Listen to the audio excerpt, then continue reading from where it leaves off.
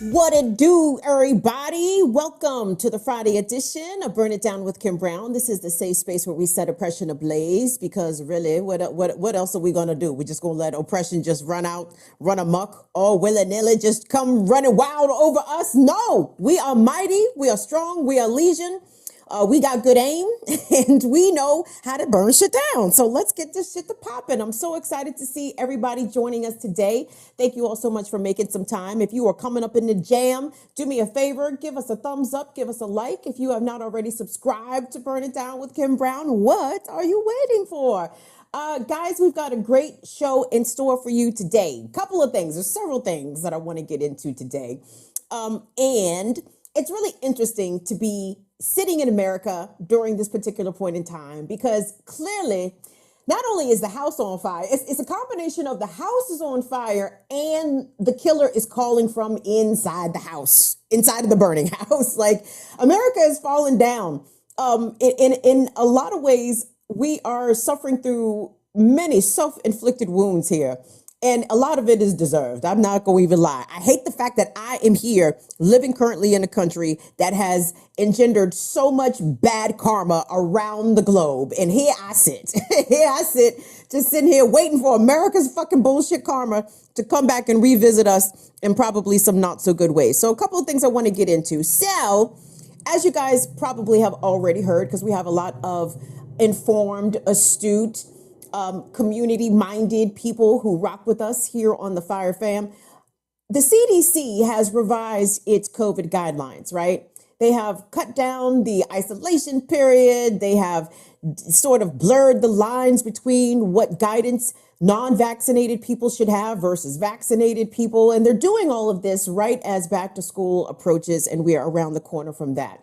So, while we are still dealing very much with a pandemic of COVID-19, we are seeing monkeypox cases increase exponentially.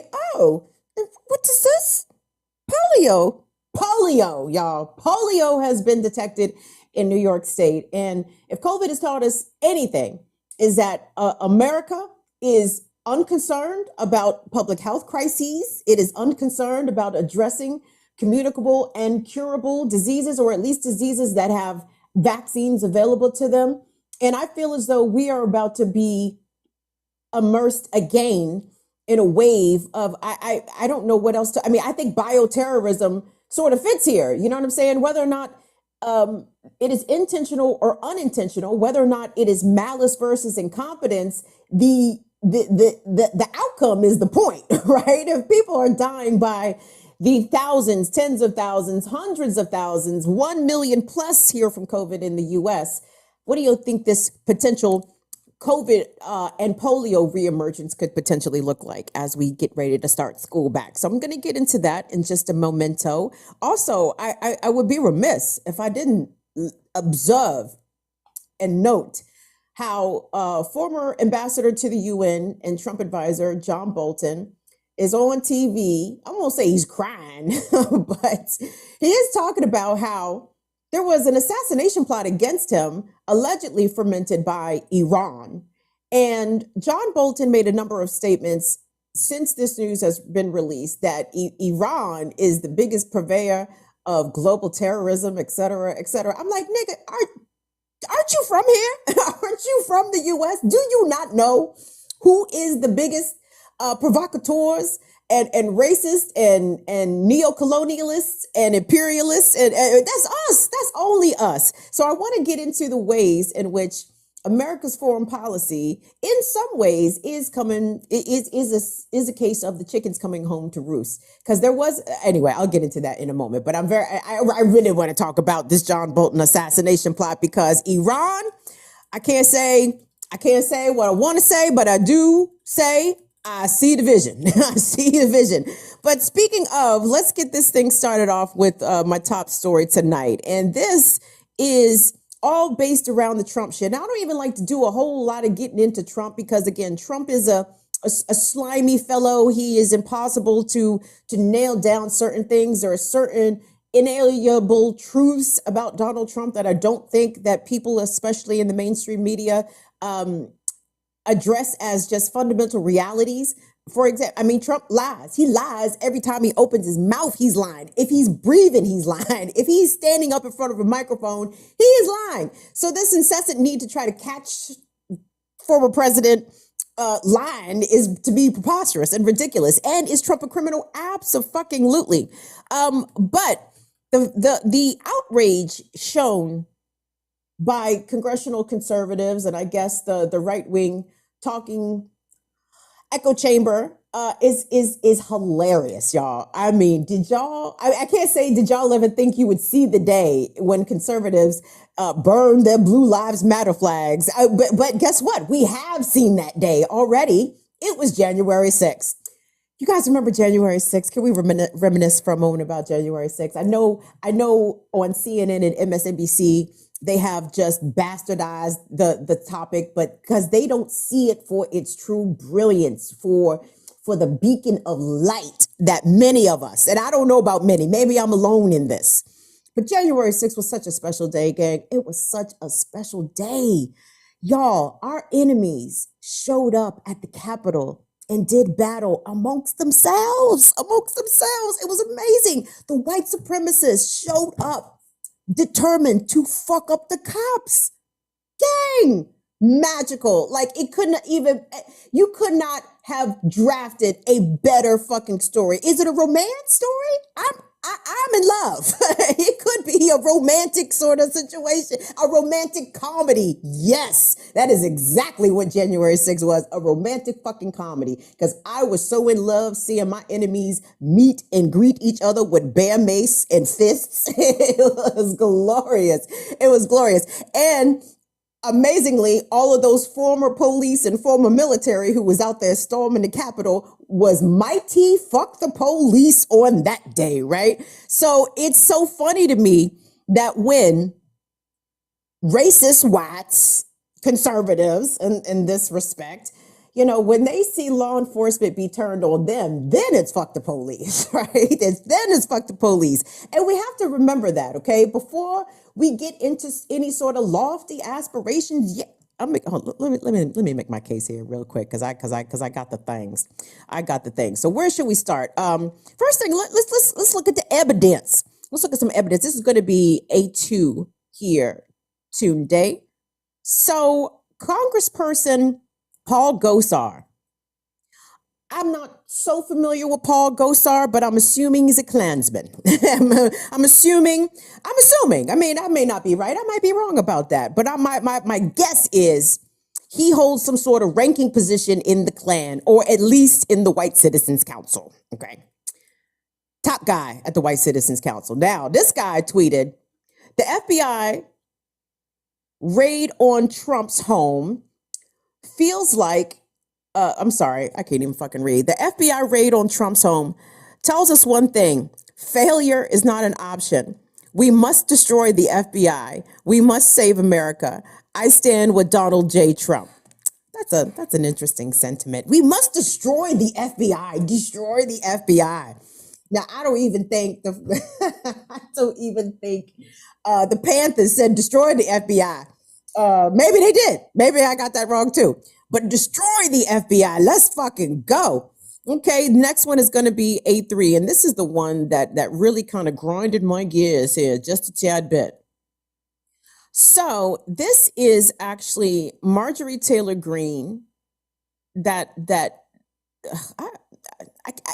it's so easy to insult her. I don't even want to try to come up with energy to find the words, because just look at her and she is an insult. Okay. She is an insult to humanity. Her presence is an insult. I don't even need to come up with insults to describe her, because her presence, her existence is an insult.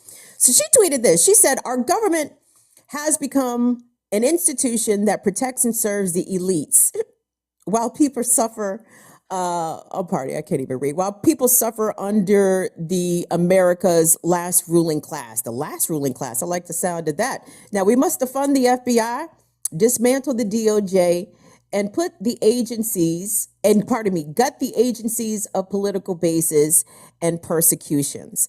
Now, what bothered me about that, she said, I believe in the people, to sum it up. Now, what bothered me about that is that she was quote tweeting Brianna Joy Gray. Now, guys, I don't do a lot of commenting on the commentators. That's not really my thing here. But this is what Brianna Joy Gray said. And I'm like, yo, anyway, when Marjorie Taylor Greene is quote tweeting you in agreement, again, y'all, I think I've shared the sentiment with some of y'all. Like, I'm very glad we have a diverse array of people that join us here on the Fire Fam. But if it's too many white folks agreeing with me, I'm not saying something right. I have said something wrong, okay? And if it's white folks like Marjorie Taylor Greene, if I say some shit and Marjorie Taylor Greene agrees with me, sure, I need to reconsider my position. I need to reconsider my position because I must not be saying the right thing here. So this is what Brianna Joy Gray tweeted. She said, Marjorie Taylor Greene is right about the FBI, bad faith or not. In today's radar, I argue that the left, come on now, that the left should take advantage of the right's new acknowledgement of systemic bias. Whom's is the right saying is being biased against here systematically? I'm just a little curious. Acknowledgement about systemic bias and a push to abolish the FBI, an institution that has always protected elites with power, not the people. And there was a clip there that I didn't pull it because I have to say, and this is not personal, because y'all know I'm not on here to bash other Black women. That's not my thing here. But I just wasn't impressed with what she had to say. And I'm like, you know what? I'm not going to even pull that clip because you know what? I'm not all that impressed here. Because here's the bottom line, gang. Here is the bottom line. Now, this is a lesson that we obviously can take from the Panthers and the activism and organizing of Fred Hampton Sr. because Chairman Fred was absolutely trying to build multicultural coalitions along the basis of class. Because, yeah, guess what? Black people absolutely know, and non-white people as well, know that from a class perspective, we absolutely have way more in common with poor whites, working class whites, et cetera, et cetera. I don't know about middle class because white folks middle class and Black folks middle class looks way different to me. Check those savings account balances and you will see exactly what I'm talking about. Check those asset statements. You'll see exactly what I'm talking about. But the reason why this sort of coalition building doesn't work is because of racism. At her heart, soul, Marjorie Taylor Greene, Paul Donald, Sean Hannity, Carlson, they scream all this on the F all you. At the end of the day, you know that when former FBI Director James Comey talked about the FBI's new targets at some point were so-called quote unquote Black identity extremists, I didn't see Sean Hannity and Marjorie Taylor Greene and Paul Gosar giving a single solitary fuck about that. Because when they think it's Black Lives Matter or whatever sort of catch-all phrase that they attribute to Black activists and Black activism in the offhand here, just be Black Lives Matter. They think Black Lives Matter is a terrorist organization, and they are happy as shit for federal law enforcement to continue to target Black-led organizations and non-white-led organizations and leftist organizations. I mean, now Brianna Joy Gray, she said that in her clip. She said that correctly, that the FBI as an agency for its foundation, it was only there to discredit, to destabilize, to dismantle leftist movements, period, point blank. That's it. That's the tweet.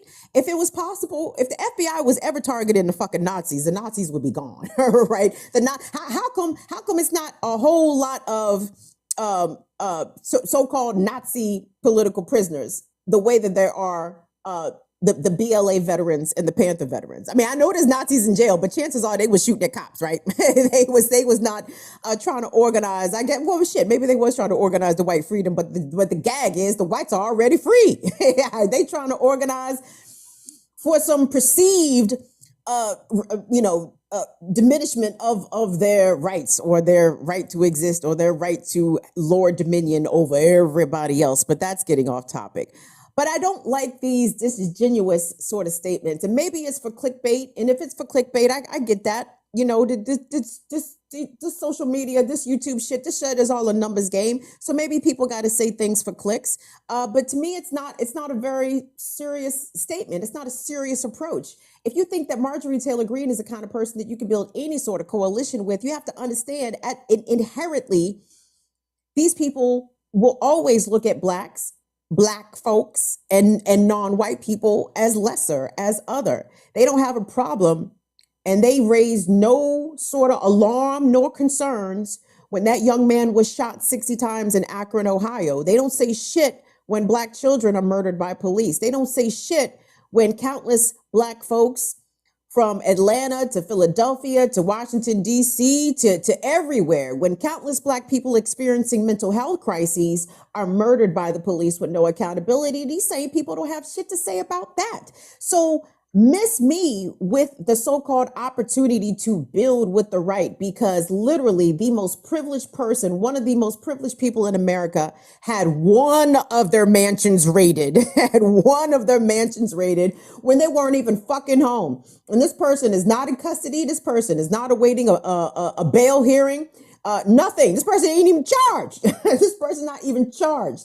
I implore leftists, people on the left, particularly black people, especially black women, like, please, I need you to be a little bit more sparing and a little bit more judicious with whom you want to build coalitions with. Because, okay, so-called the enemy of the enemy is my friend.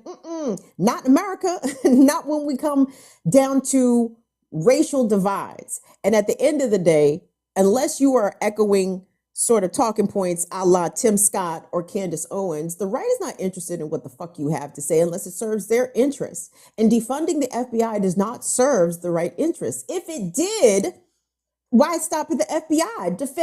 Defund law enforcement nationwide, federally, at the state level, locally.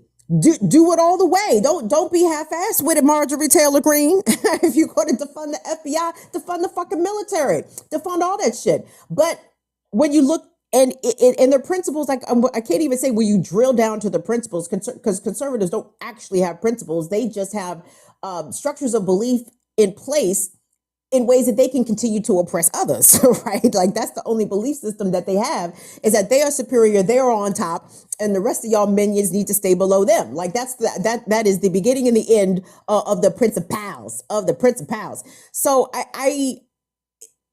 they not about to defund the FBI, y'all. It's not about to happen. There's not about to be a cohesive attempt to do that. This is all reactionary shit in response to Trump being inconvenienced. And did I say this Tuesday? Y'all, I have to say, all the recent shows I've been doing have sort of blurred together, so I can't remember exactly where I said what, when, and where. But gang, and I know we got some friends in here that may have had some experience with law enforcement. Kids, when they run search warrants in your house, usually they walking out of your house with you, okay? They did not walk out of Mar-A-Lago with Trump. And let me touch really quickly on what the fuck Trump is accused of doing, because again, he ain't been charged with shit. Apparently the latest, I'm sure you all have heard this because this is all the fuck they've been talking about. Ukraine? What's going on in Ukraine? Right. Who's Ukraine? Ukraine who? I don't even know her. Who is Ukraine? So they're saying that Trump had these papers from his administration that were supposed to go to the National Archive. And what's being reported today is that allegedly some of these papers contained information about nuclear stockpiles, nuclear weapons. Okay, cool. I don't even disbelieve that. Okay. What I do believe this coming out of the Justice Department. I do believe that they did repeatedly ask Trump and them for their papers back. They said, listen, we need this. You're going to have to get this back to us. And Trump said, Ivanka's out right now to try again next month. She's on vacation. But per the deference, the class deference shown to a white man in Donald Trump's social position, former president, they've probably been asking Trump for these papers ever since he left. And Trump's been telling them to politely go fuck themselves, and probably impolitely telling them to go fuck themselves. That's the only reason why they sent the feds down in there, because they already gave him gentleman's chance after chance after chance, privileged white man chance after chance after chance. Like this was probably the last resort for Merrick Garland to retrieve these papers. Now, I guess if I gave a fuck about whether or not America continued to exist as a nation, maybe that would actually give me a little bit more concern, but I really don't care. My guess is that they know that Trump is squirrely. Trump is a gangster. Trump is doing business more than likely with a lot of quote unquote nefarious characters around the globe. And they know Trump is greedy and Trump's a hoe. Trump will sell every fucking thing in order to make a buck. You think Trump wouldn't sell them nuclear secrets in a goddamn heartbeat? He wouldn't even think fucking twice about this shit.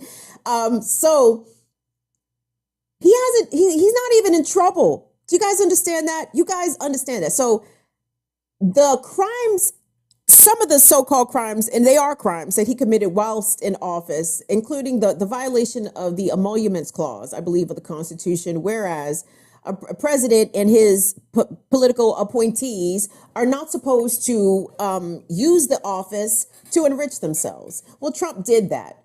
His children did that. Investigations were done.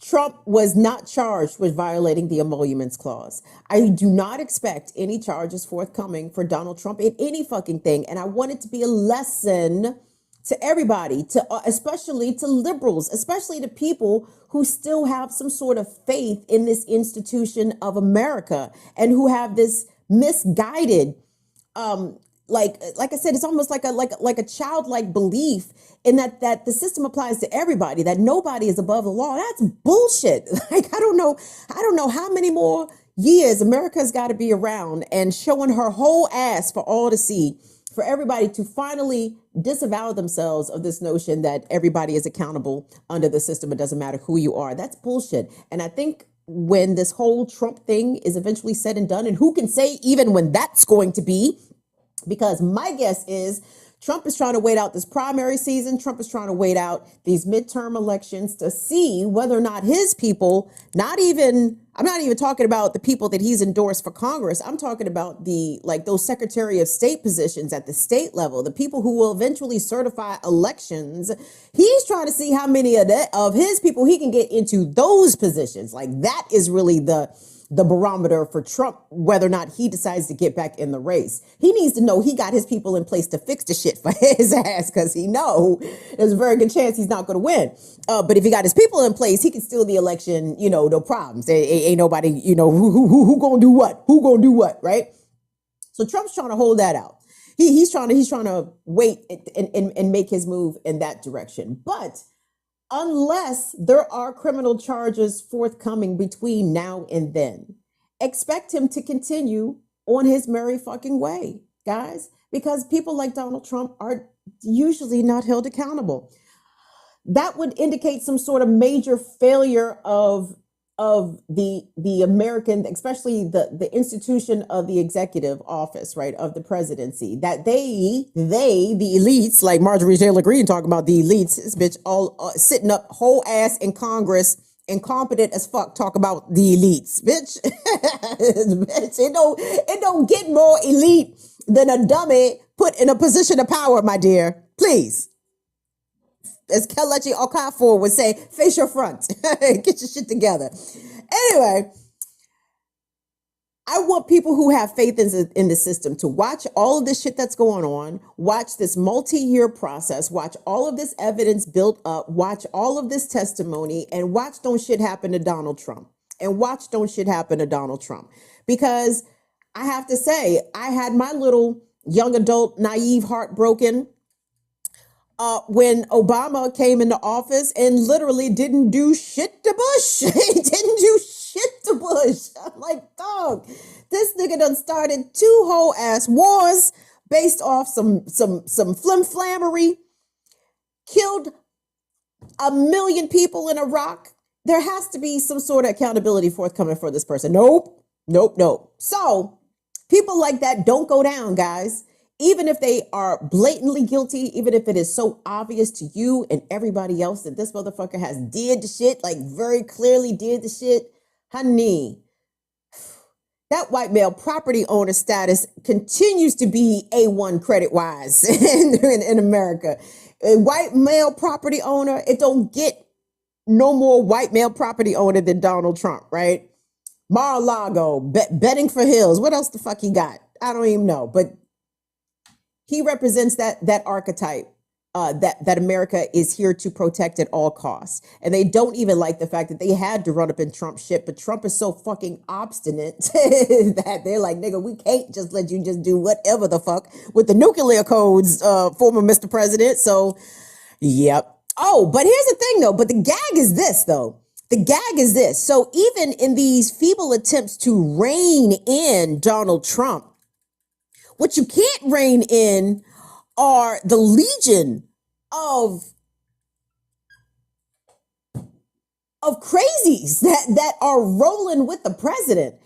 And the fact that lawmakers and just regular people are out here like, but if Trump doesn't tone down his rhetoric against the FBI, he's putting officers' lives in danger. I'm like, yep, it sounds that way, doesn't it? This played out yesterday, guys, in Cincinnati, Ohio. We're going to go to A1.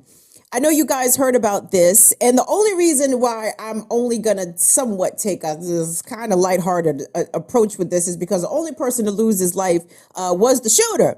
Because, you know, if law enforcement had gotten hurt or injured and I'd have came on here clapping and shit, they'd have been upset. They'd have been upset. They'd have been very upset about that. So let's keep this on the up and up. So let's check out this clip. And this was part of the breaking news yesterday locally in Cincinnati when it happened on WLWT television.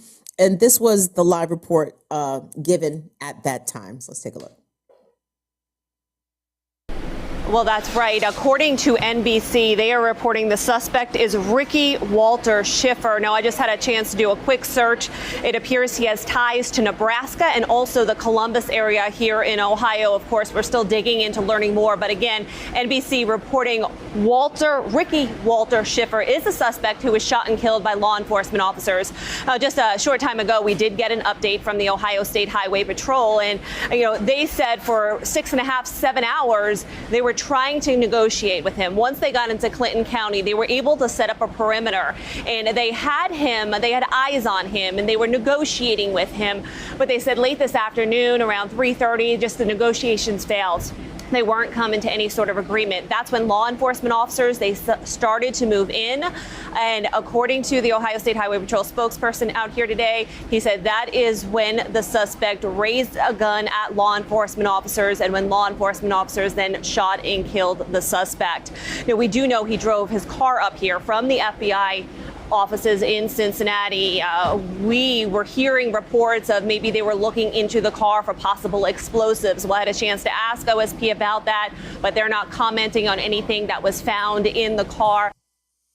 So here's what I think, guys. I think that the perfect thing for people, especially those invested in Black liberation, I think the perfect thing for us to do is just sit back, organize, build with each other, right? You know, build with our comrades, with the John Brown Brigade members, you know, as we are able to find them.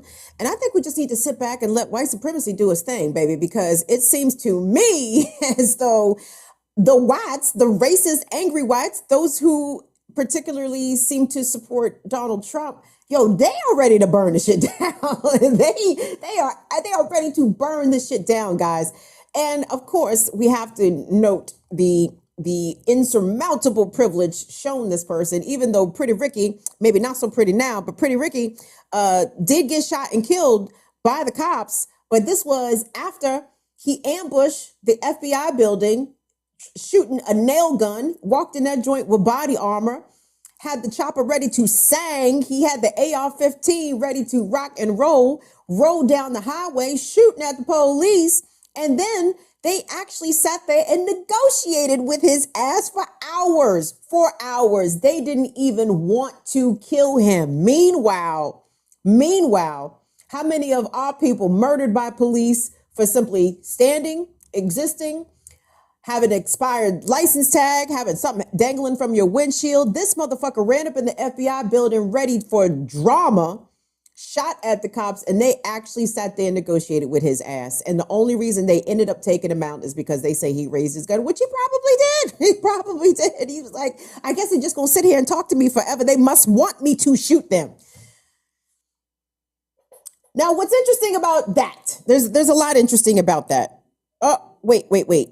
Guys, I'm sorry. Fuck. I'm going to have to call her back. Baggy had a little medical problem last night, and this is the vet calling, and I really want to hear what she has to say. Hold on, y'all. Give me a second. No, it's fine. Hold on. Dr. K? You already know it's me. Dr. K, I want to hear what you have to say, but I have to tell you, I'm on a live YouTube broadcast right now, so just wanted to make you aware of that. But I wanted to, can you just tell me kind of quickly, and maybe I can call you back in about 20 minutes? It's fine. No, you're fine. They kicking me out in a little bit, but if I'm not here, we'll reconvene tomorrow morning. Okay, that works, Dr. K. Alrighty, sounds good. Thank you, dear. You're welcome. Bye. That's the vet, guys. I have a black woman veterinarian.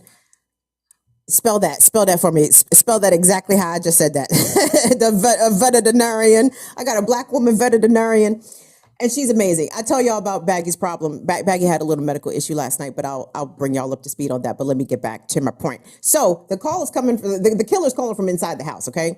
And the fact that that literally FBI agents are concerned about their safety. Okay. They're not concerned about their safety from Antifa. They're not concerned about their safety from Black Lives Matter. No, they are concerned about their safety from the supporters of the former president. And I fucking love to fucking see it, because those are the real monsters. Those are the real domestic terrorists. Any semblance of America remaining as it is, and the concerns that people like me and people like you are the ones that are going to tear it down, maybe not so much. Maybe the ones who actually have all the guns are going to be the one to destroy America. And I think we should just sit back and just watch that shit, because, we here, so it is our problem. But I see a lot of this as white folks' problems. I see this as white people's problem. And you know what? They the ones with the guns. Let them work it out. You guys remember that scene from Anchorman with Veronica Corningstone and Ron Burgundy started fighting in the newsroom, and everybody was holding them back. They were like, no, just let them work it out. Just let them fight. It's between them. That's exactly how I feel when it comes to shit like this. When the Trumpers start shooting at the cops, baby, that might be my favorite genre. That might be my favorite genre. When the white supremacists versus the police. Now, I don't know how you can tell the white supremacists from the police, because yes, indeed, they are one and the same, but you get what I'm saying. They might be temporarily wearing different uniforms, different team uniforms for the purposes of this fight. And I love that for them. Like, I feel as though the cops are getting all of these resources. They're getting these billions and billions of dollars coming in from the Biden administration, and they're going to use all that to try to stop Black people driving on expired tags. They are not going to even consider running up and doing something about the white extremists, the right-wing white extremists who gleefully, again, to my pleasure, ran up in the U.S. Capitol gleefully. Oh, beat the shit out the cops. Oh, my God. I don't know. As long as they keep their bullets and their guns, aimed where they've been aiming them, I might just sit back. I can't say I'm a root for them. But see, that's the thing. But so Buffalo, he was targeting innocents, right? So the guy that I'm talking about, the right-wing white extremists who were shooting at the cops, like that is that. But I don't disagree with you what you're saying. They're kind of all the same. Like, they're all crazy. Obviously some of them crazy and run up in, the FBI building. Some of them crazy and run up to Buffalo. They're all crazy. Like, there's no, if you're trying to find logic there of some sort of strategy, I don't think you're really going to find one. But that's the thing, though. But the where I see the difference is that the guy who ran up in the FBI building yesterday, in some form or fashion, got his marching orders from either right-wing media, or he may have perceived that he got them from Trump. I don't know that Tucker Carlson or Sean Hannity or even Trump has said, go shoot Black people. You know what I'm saying? But they are saying the FBI needs to be destroyed. and saying the sort of rhetoric that is having their supporters specifically go target the FBI. I mean, that is sort of new. Like, white supremacists have always targeted black people. That's not new.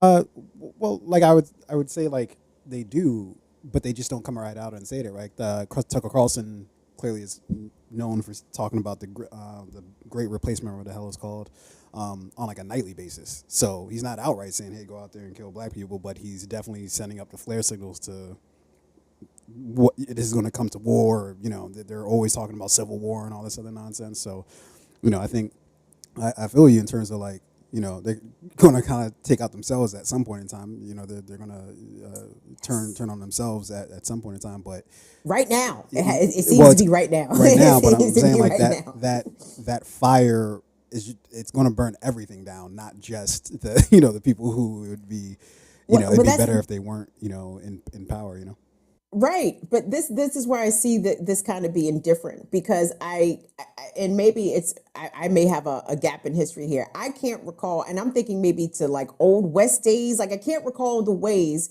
in which white society normalized like for animus towards the police. Like, normally, we see it played out, I guess, in westerns or even like mafia, but regular even everyday racists, you know what I'm saying? They usually have some sort of deference for the cops. Well, especially if the cops are being deployed against black people. But there's always been some sort of Blue Lives Matter ethos sort of running through white America. Like, the antipathy and the violence towards black America has always been there. Like, that's not new. So even something like the Buffalo Massacre, I mean, that's just a continuation of what white racists have done to black people and black communities for hundreds of years. Yeah, I'm not disputing that at all. I guess what I am saying is that like whenever I hear these type of things, the first thing I think is like, okay, so say if the white supremacists start clashing with the police and they have it out, and they're probably fighting against their friends, because there are a lot of police who are actually white supremacists, so it's kind of just like, who's going to be fighting who there at that case. But the what always frightens me is like, okay, like what if they were actually a little bit more organized when they went to the Capitol, right? Like, what if they actually did know what they were doing and they actually did take over? Like, then what happens to the rest of us then, in terms of, well, I don't think it's going to get better, at that point in time. Oh, yeah. But that's what I'm saying. Well, that's why I think this is the perfect opportunity. Like, while they are fighting each other, this is the opportunity for us now to get trained and organized and all that. Like, while Trump is riling up his supporters to attack FBI agents, that means FBI agents aren't hopefully devoting all their resources to try to undermine black leftist movements. Like, that opens an opportunity for us, because our enemy is distracted fighting our other enemy.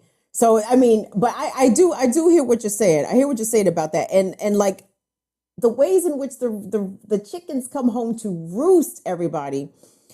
We're seeing that obviously in that incident in Cincinnati at the FBI building, but we're also starting to see it in different ways play out, and especially from old ghouls, old war criminals. You guys seen John Bolton on TV, right? John Bolton, the mustache. And I have to say, I have a SoundCloud for anybody who cares. And maybe I remember the link or not. It might be under Kim Brown Talks. I have an interview with John Bolton. I interviewed John Bolton. I met fucking John Bolton. Again, I've met a lot of ghouls, and they absolutely struck me as ghouls when I met them. And I interviewed John Bolton at CPAC. No, that's a lie. I interviewed him at the Republican National Convention 2012 in Tampa, when I was working with the Voice of Russia, and I was asking him questions about, Russia foreign policy, anyway. But we didn't talk about this. We didn't talk about the coups and everything that he had organized, but I get into that in just a second. So it's going to be B1 there. Thank you, Tunde.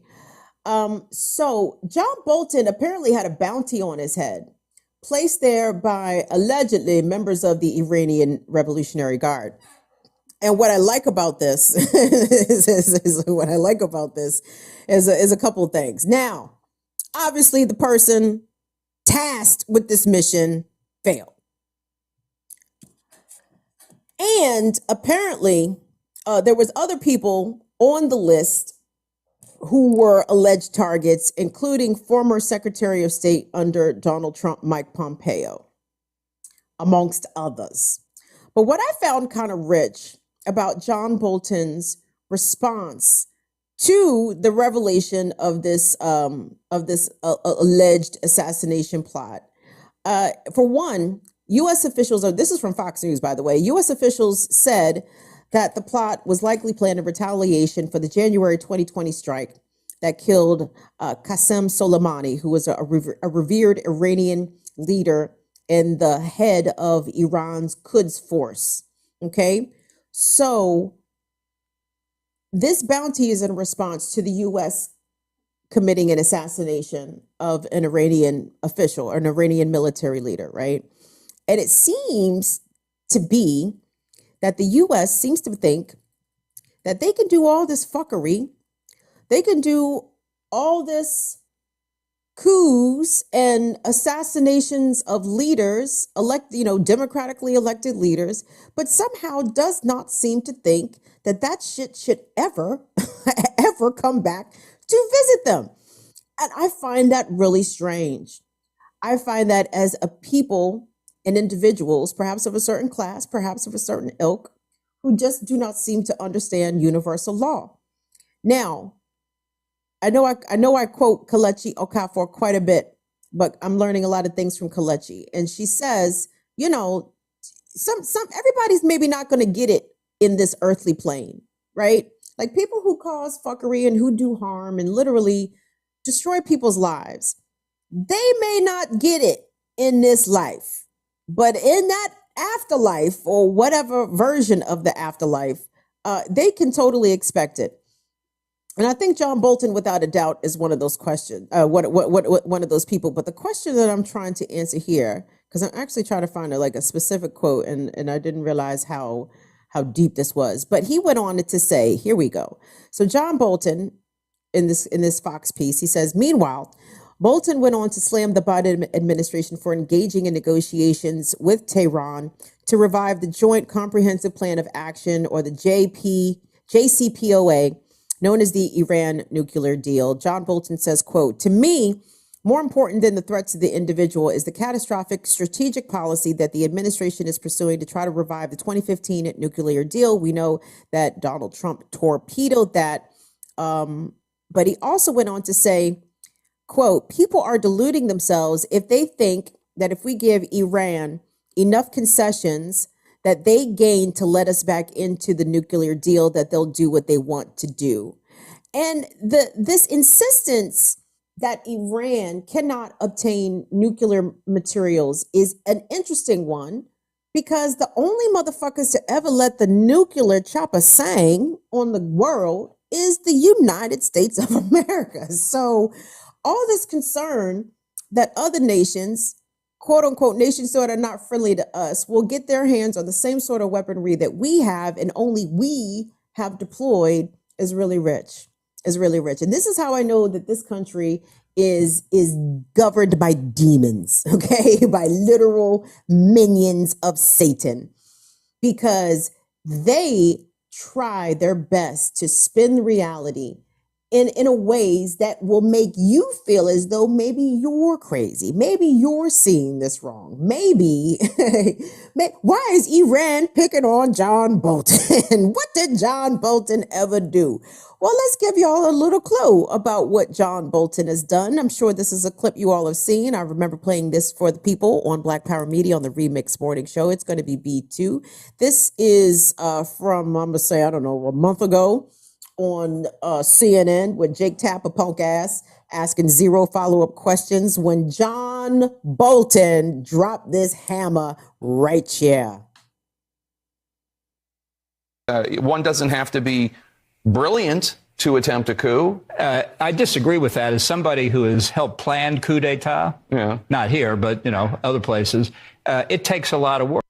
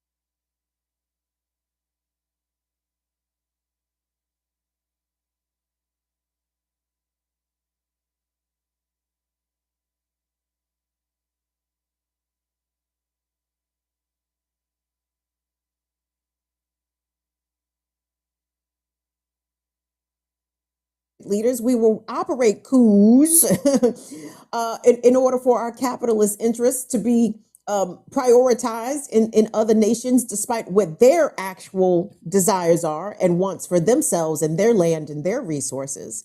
So I should not be surprised that John Bolton had an assassination plot against him. I'm surprised that more U.S. government officials have not been assassinated. That is the kicker. When the chickens come home to roost, it's usually a Schadenfreude thing. But again, I can't even call it totally Schadenfreude because John Bolton hasn't suffered. Donald Trump hasn't suffered. George W. Bush never actually suffered for the fuckery that they did. So I guess the only thing I can expect to sort of, I guess, compensate for the lack of direct individual accountability is if the system that they represent, the systems that they have fought desperately to uphold and expand, if those systems come crumbling down, then that's good enough for me. If Iran is unable to get John Bolton, then the system that John Bolton upholds, the U.S. military industrial complex, if that shit were to fall, then I guess John Bolton can continue to live a long, privileged asshole life. Anyway, gang, do me a favor. Let me take a quick pause. Give me a thumbs up.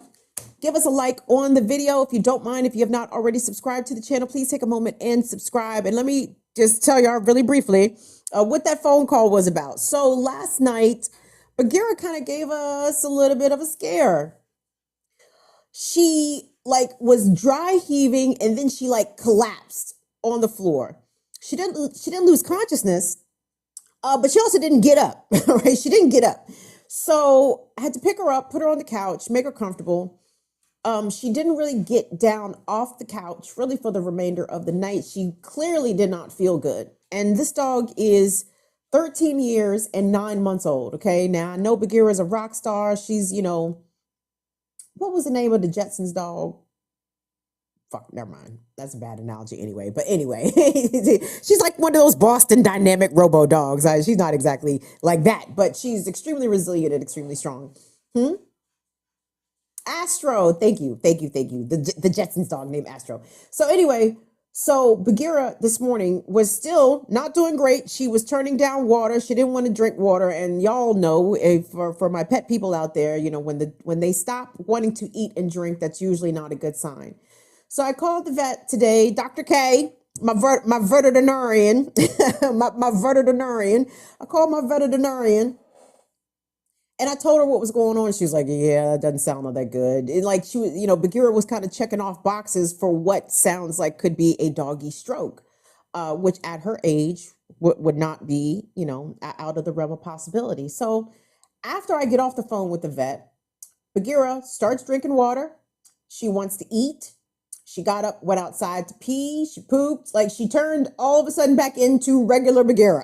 and I felt like a big, over dramatized liar calling up the vet, because I was even asking her, I'm like, maybe it might be that time, we may have to bring her in and talk about, see if it's that time, for Bagheera's story to end on this earth. So that's why Dr. K was calling me back, because she didn't want to come. She didn't want to see Bagheera. She wanted to at least look at her to see what she looked like. But if I were to bring Bagheera in here right now, y'all would be like, what's wrong with the dog?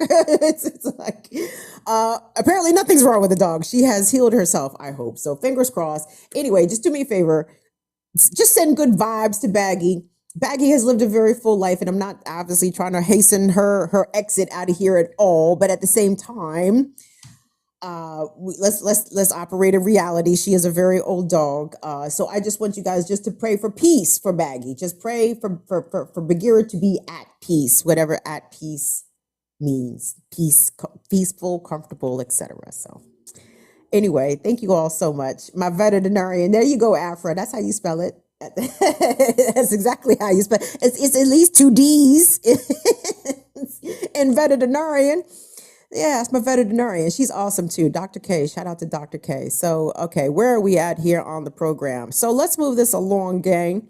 Oh, really quick. We got a tiny bit of good news for all of my people who watch Black Power Media Ear Doctor called me today and asked me, was I going to be on the morning show next week? I said, yes, sir. 2 thumbs up. So Ear Doctor says we are slated to return to the Remix Morning Show, Black Power Media, Tuesday, Wednesday, Thursday mornings, 8 a.m. Eastern. We have been on a 2-week hiatus. I will be very excited to be reunited with my BPM comrades. Also, gang, since Baggy's on the mend, there's a very good chance you can catch me on Status Quo News Monday with Jordan. And I think I am still hosting Wednesdays on Status Quo News. And thanks to everybody that has been tuning in and checking that out.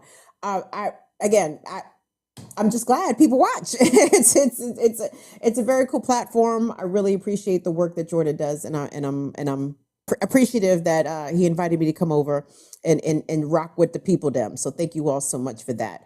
So my last story in here tonight, gang, has to do with the fact that, you know, America's definitely trying to like kill itself. Like America is inflaming the winds of white supremacy to whip about and attack its own institutions, which is, you know, splendid. I'm with that shit.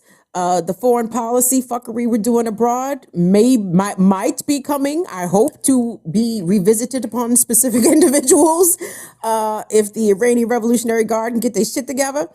But the other ways in which America is going down, and this is the part that I think impacts us the most, right? This it all impacts us, but this absolutely impacts us because this country is committed to not giving a fuck about communicable diseases that can be fatal or could cause permanent disabilities. There might have been a point in time in America's history where they actually did give a fuck about that shit.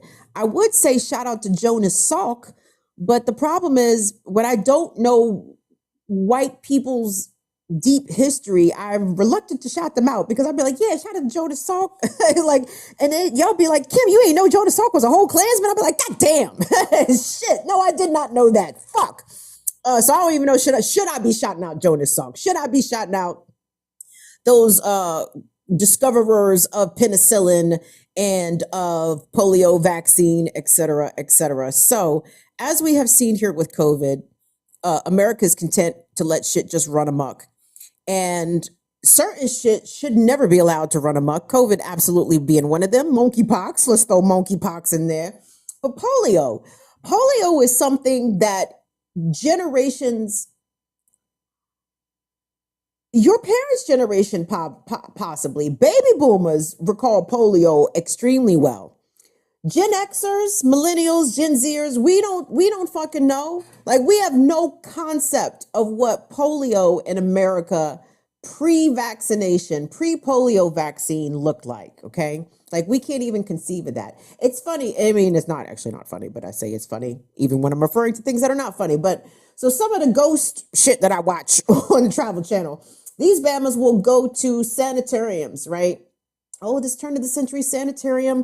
This is where tuberculosis patients were housed. Like, I want you to really process how many thousands, possibly even millions of people died from tuberculosis in this country alone, how communicable and transmissible tuberculosis was, and how it just ran through things. But because we are a very ignorant nation and America's public education system is not interested in informing its students about the consequences of history's past, tragically, we might be doomed to repeat it. So I want you guys to take a look at this package. This is from CBS New York, and this is from a few days ago. This actually may have been a week ago, but I'm certain that the information contained within is absolutely still applicable. Let's take a look. New York State health officials have issued an urgent call for unvaccinated children and adults to get inoculated against polio as soon as possible. They found the virus in 7 different wastewater samples in 2 counties north of New York City. Oh, gosh. I didn't think that would be spreading up here. So far, only one person has tested positive for polio, an unvaccinated young adult in Rockland County who developed paralysis. It was the first U.S. case in nearly a decade. State officials believe it may just be the tip of the iceberg, that there may be hundreds of people who have been infected but have no symptoms yet. Dr. Frank Esper with the Cleveland Clinic says the unvaccinated are most at risk. Polio is extremely infectious. It's very good about transmitting. And so by looking for it in the wastewater system, into the sewers, we can actually see whether or not there's a detection, not just in one particular household, but within a community. Rockland County has been holding pop-up vaccine clinics in addition to its regular vaccine hours at health department locations ever since that case was diagnosed last month. This county and nearby Orange County have low vaccination rates. Rockland County was the heart of the 2-year measles outbreak that began in 2018. The polio vaccination rate for 2-year-olds is 60.5% compared to the New York State average of 79.1%. The take-home message is still very reassuring. Vaccines work. And they work very, very well. But if we have less and less coverage of the vaccines within our community or within our nation, we're going to see more and more of these types of infections. New York health officials and the CDC confirmed the virus originated from the oral polio vaccine, a live vaccine used in other countries. The vaccine is no longer given in the U.S. Look at my chat on top of shit. Look at y'all sharp as hell out here. Jonathan Guerrero says, biological warfare is their repertoire. Accurate, Jonathan Guerrero. That is correct. Nawadi is in the comments talking about 60.5% vaccinated in that particular county for polio. Yes, Nawadi, that is an appalling number. So 6 out of 10 kids in Rockland County, New York are unvaccinated against polio. And I was trying to deep this a little further because another story related to this caught my eye. This one was from the Detroit New Times, I believe, and I found a corresponding package from Click on Detroit because of this polio, and I'm not even sure if they're classifying it as a polio outbreak, but because of the ways in which polio is relatively easily transmitted, I don't think it's as transmissible as COVID, but do you want to play these games? You want to play stupid games and win stupid prizes? So I said that to say, physicians and epidemiologists from Michigan have went to Rockland County, New York to figure out what the fuck is going on. I've seen some people in the comments talking about, the shit is in the wastewater. Y'all, the virologists and the epidemiologists have really got me freaked out about the wastewater because didn't we do a story, or we looked at a story from San Francisco last week, it was about the rates of monkeypox detected in the wastewater out in the Bay Area, and now polio detected in 7 different wastewater samples outside of New York City. But listen to what these Michigan doctors had to say, not only about this polio issue in New York, but just the falling rates of vaccines against childhood diseases, period. And the levels of comfortable ignorance, like Americans are so comfortably numb to the consequences that viruses and diseases have run through humanity as our history as a species on this planet. Humans have been getting fucked up by viruses and disease for a long time. And because we came to a teeny bit of stretch of period of time where the disease has calmed down somewhat in certain places, let me be clear about that, people took their foot off the gas and said, you know what, we don't need no stinking vaccines, okay, listen to what the doctors had to say in this package. This is a snippet of the package from Click on Detroit News. And here's an example of a new old threat, polio. Once nearly eradicated, there was a time when children would be in school one day and not the next. My parents and my grandparents literally were joyful at the advent of vaccines because they had such fear of the disease. The problem we have now is we don't fear these diseases. And because we don't fear these diseases, it's inevitable. If you don't know history, it will repeat. Maybe anti-vaxxers were vaccinated themselves. And I said, look at you, you did okay. And so I try to encourage parents to say, you know, you wouldn't want your child to have something, wouldn't have something that you had that protects you. And it's not just ancient diseases we once thought we'd eradicated threatening a comeback. Measles is so contagious that for every person who has it, up to 9 out of 10 people around them will get measles if not fully vaccinated. The virus causing measles result in fever and rash and, in most serious cases, brain swelling, which can lead to permanent brain damage and death. As these diseases we're talking about preventing, when they occur, we are almost powerless to treat them. We have very little that prevents catastrophic illness. And what people don't understand, if a child gets measles and starts getting the brain swelling, there isn't much we can do. We do supportive care.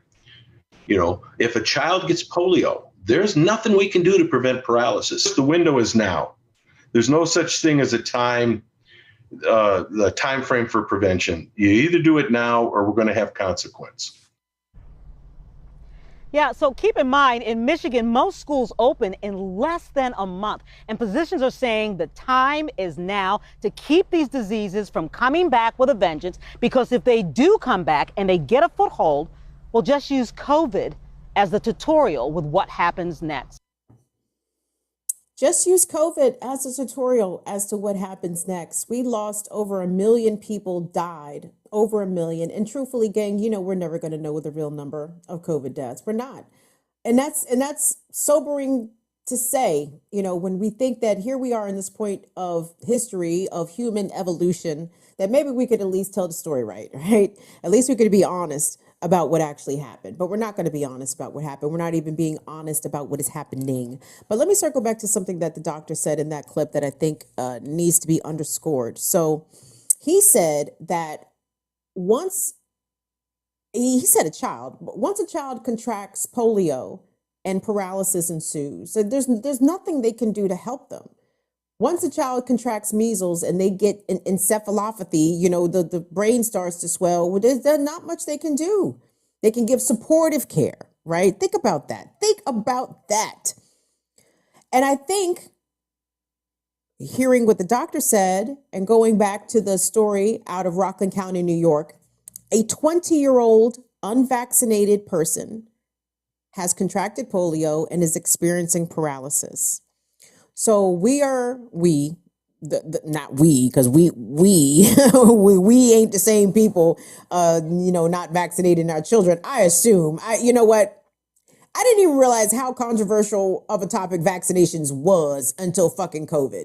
And I knew anti-vaxxers existed. I just thought that they were overprivileged, white folks living in enclaves, drinking their celery juice every morning. But no, it's a lot more non-whites out here not vaccinating their kids than I previously knew. And I find that very disturbing and I find it a little troubling. But because of the privilege that we stand on the shoulders of literal generations of people that have been vaccinated, here we have arrived where there is at least a somewhat significant portion of our population that is okay for the representing of almost eradicated diseases back into the population, back into the mainstream ecosystem of viruses, in addition to the ever evolving and mutating COVID-19 virus, in addition to monkeypox. And again, monkeypox, like the fuck, monkeypox. And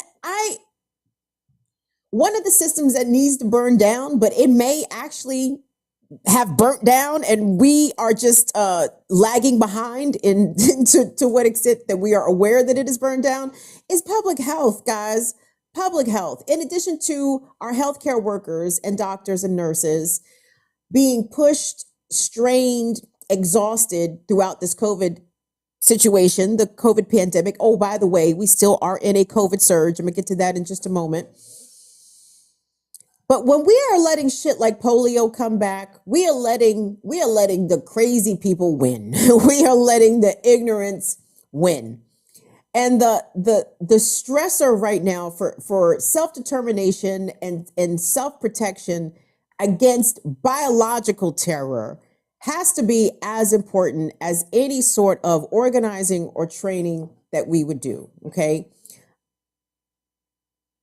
I have to say, like, I only looking at my personal results and my personal history, I have to say, I think I have some faith in vaccines because I definitely got vaccinated for polio, never had polio. I definitely got vaccinated. I saw Alice is in the chat said that she definitely, or they definitely got MMR, measles, mumps, rubella. Yup, definitely got that. Definitely got that. And shout out to all y'all youngins who actually had the benefit of a chickenpox vaccine. What? Look at y'all being fancy.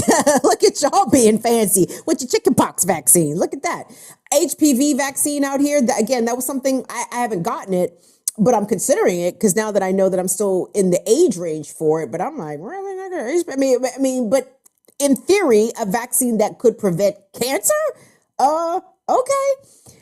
And it's strange to me that the hubris of Western society, but particularly in the ways that it manifests in American culture, is that no, we are actually too good. We have transcended human disease. We have transcended something that has fucked up millennia of human beings on this planet. And that is rooted in colonialism. That is rooted in this bullshit, rugged individualism. And it's also rooted in the fact that white folks know, and I'm assuming most of the, I don't know what the demographics of Rockland County are, but I'm going to assume, I'm going to make some assumptions here. But at the end of the day, white folks know that they have better access to healthcare than everybody else. So they know, as was the case with COVID, and not to say that COVID did not kill white people, but white people had just better access to healthcare, right? They were probably more likely to get prescribed shit like Paxlovid and other cutting edge drugs and treatments for COVID ahead of everybody else, simply just because they have the resources and the access to do so. So whereas white America may not be too concerned about polio, like the rest of y'all need to tighten the fuck up and make sure your kids got all their vaccines going into this school year, because you want to talk about biological warfare inside of these elementary schools this fall, inside of these middle and high schools this fall. Parents, guard your grill, because your children going to be bringing home all kinds of shit. And it is imperative that you give them as much protection as you can before literally sending them off into the petri dish that is the American public school system, that is going to be ravaged with COVID and monkeypox. And let me shout out really quickly to Prince George's County, Maryland Public Schools. Today, they announced that there will be an indoor mask mandate when the kids return to school on the 29th of August. And I said, that's what the fuck I like to see out of Black-led and majority Black school systems. Don't be out here playing games with your students and with their families. I appreciate that. Shout out to PG County Public Schools.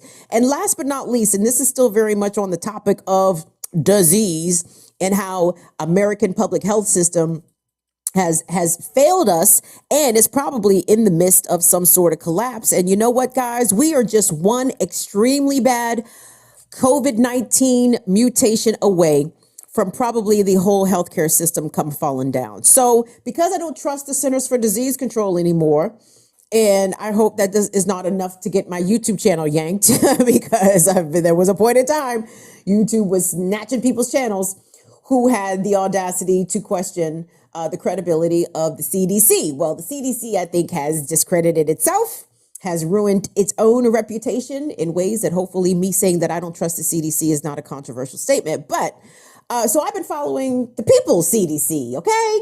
The People's CDC, made up of folks who have been watching these numbers, and they have been paying attention to, number one, the rates of COVID across the country, but also the ways in which the CDC misrepresents the COVID data to give people the false sense of security that the pandemic is behind us. And the pandemic is not behind us. It is not behind us. It really isn't. So let's take a look actually from the weather report, this week's weather report from the People's CDC. They do this on their Twitter page and on their YouTube channel, where they will assess the numbers put out by the CDC and give you what they feel is a more accurate representation of the status of COVID across the country. So let's check out this week's weather report from the People's CDC.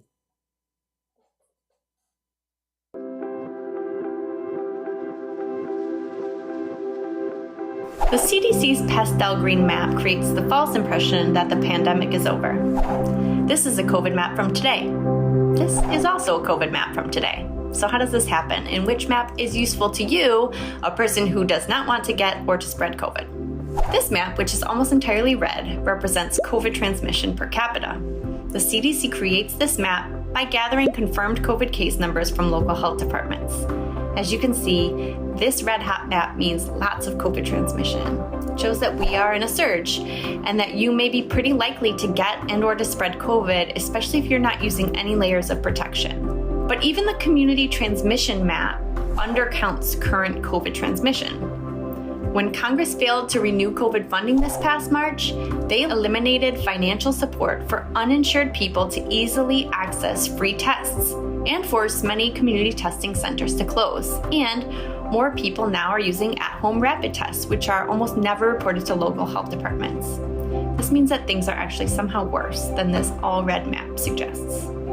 The CDC introduced this pastel community levels map in February. It's the map you see when you open the CDC website, and it's on the CDC social media pages. With this pastel map, it looks like maybe the pandemic is over. It's not.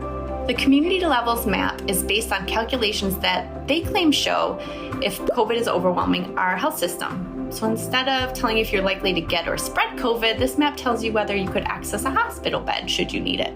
The problem is that by the time this map turns pastel orange, it's already too late to prevent tragic and avoidable deaths, chronic illness, and disability from long COVID. At the People CDC, we want you to know that the community levels map masks the state of the pandemic. It pretends that COVID transmission doesn't matter, it pretends that it's okay for people to continue dying, and it pretends that it's okay for people to keep getting sick, even though the CDC itself acknowledged that 1 in 5 COVID cases leads to long COVID. We know that the impacts of COVID and the collective trauma it has caused has fallen disproportionately on older, disabled, poor and working class, Black, Indigenous, and people of color. These communities will continue to suffer the greatest impacts of COVID-19. And that's the bottom line. And that is the bottom line. And this is why we cannot believe the hype. This is why we cannot allow ourselves to fall for the everything is back to normal propaganda, because that's exactly what it is. Propaganda, guys. There was a day this week where I believe, and unfortunately, I cannot give you the official source immediately, but you guys are free to fact check me and do whatever you need to do. But one day this week, we had 570 something COVID deaths in one day. And I started to really think about that. I said, damn, 570 COVID deaths in one day. I wonder how many people die in car accidents every day. I wonder how many people die of cancer every day. Like, I wonder, to me, over 500 people dying in one day of the same thing seems high. That seems kind of high to me. But in a country that has normalized mass death, people would be like, oh, don't you know 99% of the people who catch COVID actually survive? 99.5% of people who contract polio never experience symptoms. But here's the thing, y'all, we live in a big fucking country, okay? 330 million people. You take 5% of that ginormous number, you're going to get a very significant number. And I wish that this country would stop looking at shit as basically life and death. Like, there's a lot of gray there, okay? There's a lot of potential quality of life that can be lost or gained depending on precautionary measures that people take now. So when it comes to vaccines, I'm not going to even say shit about the COVID vaccine. Like, everybody kind of do what you want to do, okay? Just do what you want to do, because the COVID vaccine, I don't even really know what to make of it. Am I vaccinated? Yes. I guess I'm double boosted. And when the new vaccine come out, allegedly containing the cheat codes to the Omicron variant, I'm probably going to get that joint. Because again, I still remain extremely scared of COVID. I have not contracted COVID this whole time, knock on wood. And I hope it remains that way. But I'm worried. I'm very worried that our healthcare system is not equipped to deal with these surges of not only COVID, but here we are at monkeypox. And even though the polio thing seems to be pretty contained, I know our friends from across the pond over in Britain will tell you that no, some of these polio cases are on the rise there too as well.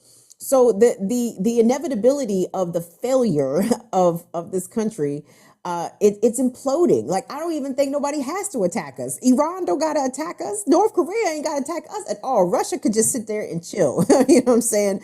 America is falling. It is falling from the inside. And if it doesn't burn from disease running rampant, it's going to burn from gun violence running rampant. It's also going to burn from climate change running rampant and not shit being addressed in a comprehensive way.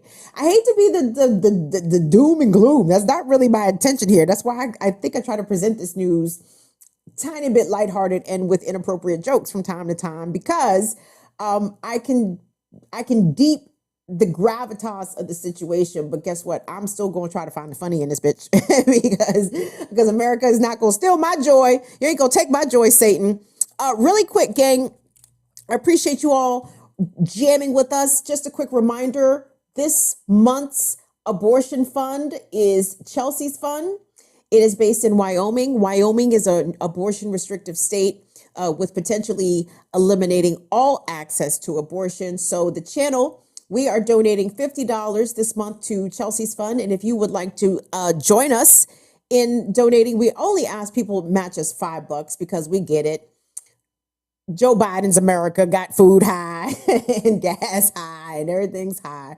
But there are folks in our country, guys, that are facing some very steep challenges when it comes to accessing abortion services and reproductive care. So if you're able to match us $5, click on our link box at the top of the chat, and you will find in our link tree a link to Chelsea's Fund in Wyoming. That is the Burn It Down with Kim Brown abortion support fund for this month. We appreciate anything that you can do there. And the other thing I wanted to say really quickly before I leave, if you want to support the channel, you can always do that. Sometimes I do forget to plug our support channels. If you want to send us $1, we appreciate that as well. You can do so via PayPal, paypal.me/BIDWKB, Cash App, $BIDWKB, Venmo at BIDWKB. And of course, we always would love more Patreons. Thank you so much to Lady K for re-upping her join. Shout out to Kofi. Shout out to Michelita. Ethel. I think Ethel ran us $1 too. Thank you all so much. Patreon.com/BIDWKB. You see my mods. You see Courtney and Latif got me covered. I appreciate that. Courtney and Latif, I love you guys. You guys do an amazing job. But I just want to thank everybody for tuning into the show, and check me Monday on Status Quo and on Wednesdays on Status Quo. And again, the return of the Remix Morning Show happens Tuesday on Black Power Media. So please be sure to set your notifications, and we don't want to miss you there. And Kim, right before we head out here, I think it's about time that maybe we let the people know what's going on behind the scenes. So next Tuesday is actually going to be my last show for BIDWKB, and yeah, it's been a hell of a journey. It's been crazy to build this thing out, but I wanted to kind of let that go now, so we can kind of say all the things on Tuesday and do all that good stuff then. But I didn't want to hit the people cold with it because I know. Which makes total sense. Now, are you going to turn your camera on Tuesday, Tunde? Yeah. I think it might be a camera up situation. So we'll do all that jazz on Tuesday. But there's going to be somebody stepping into the role that's is going to do a great job, and the show's going to continue, and get bigger. So. But I just wanted to at least give the cold or warming up to that idea. We'll talk more about it on Tuesday. Hey, Tunde, you've been here since the inception, and this week I think it's interesting that we crossed 3,000 subscribers. And you have been an integral part of that. So we will have a proper send off for Tunde on Tuesday. Let's try to say that 10 times fast. For Tunde on Tuesday, we will be doing that. And if you guys want to send Tunde some love, please join us back here on Tuesday. And perhaps even if the person who will be replacing Tunde might be interested in turning on their camera. We will check and see if that person will be amenable to that. So yeah, guys, that was an announcement. I'm glad that you broke in here, Tunde, and made that announcement yourself, because I think that was the appropriate thing to do. So. Oh, look at all the hearts and the flame emojis for Tunde. But guys, Tunde's going on to bigger and better things. So this is a happy parting for Tunde. But yes, we will definitely be giving Tunde all of his flowers on Tuesday's show. So thank you all again for everything. Thank you all for helping us cross over to 3,000 subscribers. We are little now, but we're going to be big one day. And that is because we have real people like you. What's up, Imani? What's up, Alice? What's up, Germ? What's up, Holly? What's up, Ursula? What's up, Court? What's up, Spin Cycle Dragon? What's up, Obi? I don't see James Thompson in here. You tell James he is late. What's up, Zaina? Hey, what's up, Zaina? Hey, Tasia. I love y'all. Jonathan Guerrero, my people. Jan, Nat A, my niece. Big Teal, my baby. Shay, my other baby. I don't even know y'all's genders. I'm just calling everybody my baby.